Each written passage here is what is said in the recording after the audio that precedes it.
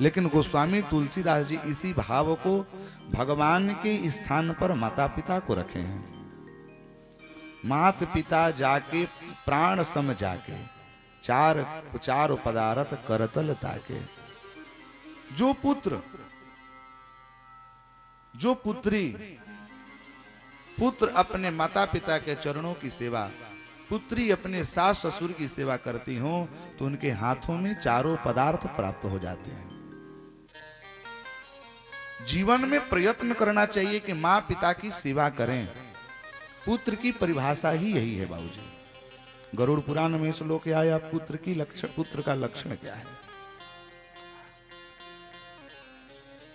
जीवते वाक्य करणाक्षयाये भूरि भोजनात्, गयायाम पिंडदानाच्च त्रिभिर्पुत्रस्य पुत्रता। जब तक अपने माँ पिता जीवित हों तो माँ पिता का आज्ञा का अनुपालन करें। माँ कहें, जो पिता कहें उस आज्ञा का अनुपालन करें। किनके जैसा? मर्यादा पुरुषोत्तम राम के जैसा। गया और पुनः छायाए भूरि भोजनात्, अपने पूर्वजों के मृत होने पर उनके निमित्त श्राद्ध कर्म बड़ी विधान से किया जाता है। आचार्य जी, हमारे सनातन धर्म की दिव्य परंपरा को विकृत करने के लिए ऐसे ऐसे नास्तिक परंपरा निकाले हैं जो कि श्राद्ध को 3 दिन में बना रहे हैं। 4 दिन नहीं, 3 दिन में। और ये भी कहते हैं कि सनातन धर्म आडंबर है, ढोंग है।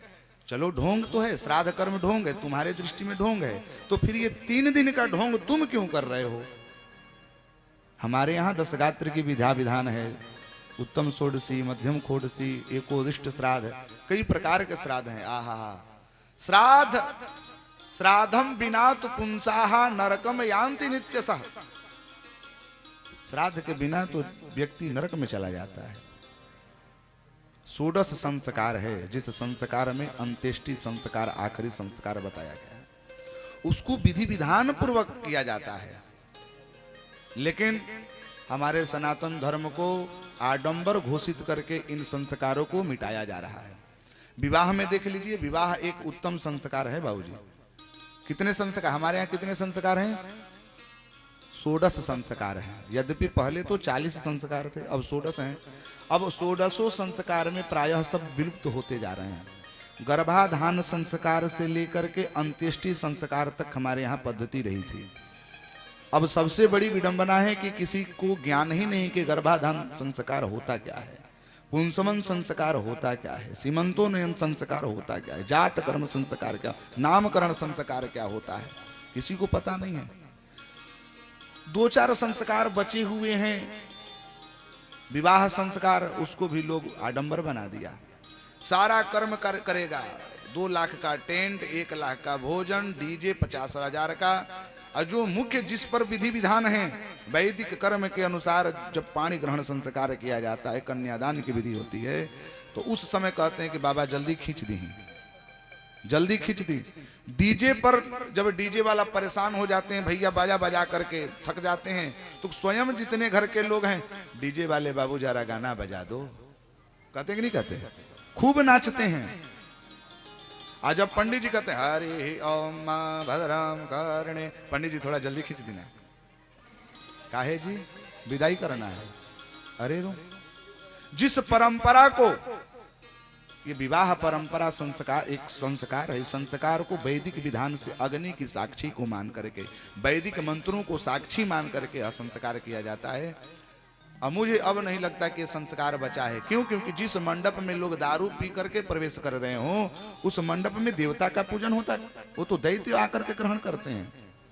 बहुत ही शुद्ध से तलाक होने का कारण, घर में दुष्कृत बच्चों का जन्म लेने का कारण, कहाँ मूल कारण गड़बड़ा गया, मूल पद्धति गड़बड़ा गई। विवाह सारा अशुद्ध हो गया, गर्भाधान अशुद्ध हो गया, वर्ण संकर जन्म ले रहे हैं, अंत्येष्टि संस्कार विकृत हो गया।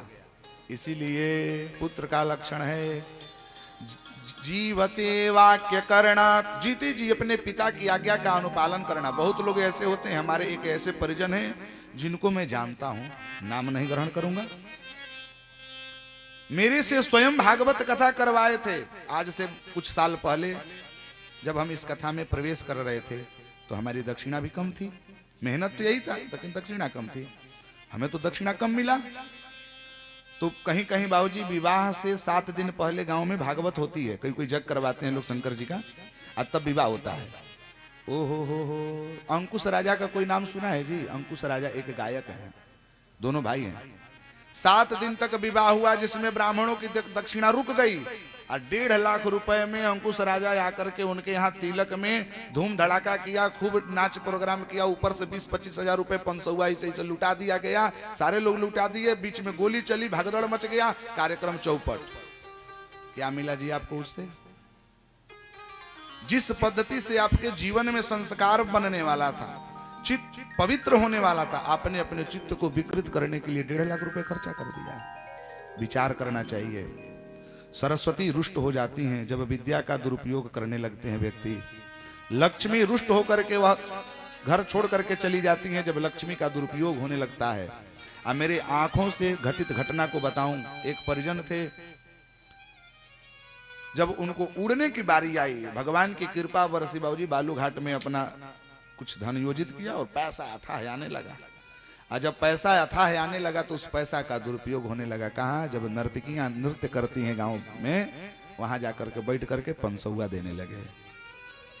ऐसे करके साल भर नहीं लगा, आज कर्ज में डूबे हुए हैं वो व्यक्ति। अपने आंखों से देखा वह व्यक्ति करोड़ोंपति बनते हुए, आज रोड पर मैं देखा हूं अपने आंखों से, आज कर्ज में है।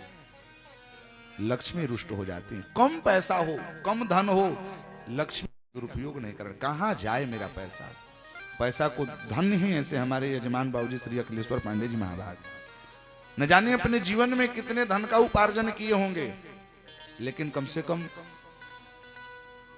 अस्ताचल की ओर जा रहा यह देह, उस देह को देख करके मन में यह विचार तो आया कि अपने धन का न जाने कितना उपयोग किया, क्या किया क्या नहीं, किंतु अब तो शुद्ध कर लूं।